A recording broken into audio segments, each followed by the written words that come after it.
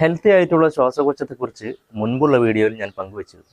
എന്നാൽ ഇന്ന് നോക്കാൻ പോകുന്നത് നമ്മുടെ ശ്വാസകോശം എത്രത്തോളം ഹെൽത്തിയാണ് എന്നുള്ളതാണ്.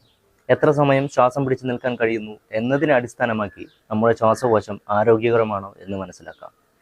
ടെസ്റ്റ് മീറ്ററിൽ ശ്രദ്ധിച്ച് ശ്വാസം ഹോൾഡ് ചെയ്ത് വെച്ച് നമുക്കൊന്ന് നോക്കാം.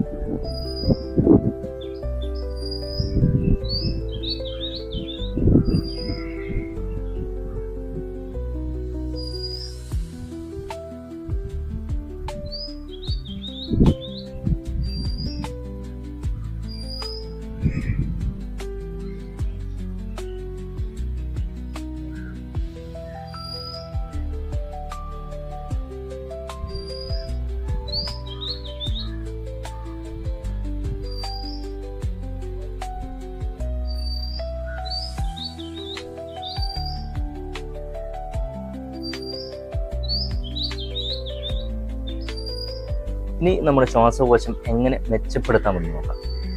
ഒരുപാട് ഡീപ്പ് ബ്രീത്തിങ് എക്സസൈസ് ഉപയോഗിച്ച് നമ്മുടെ ശ്വാസകോശം നമുക്ക് മെച്ചപ്പെടുത്തിയെടുക്കാം.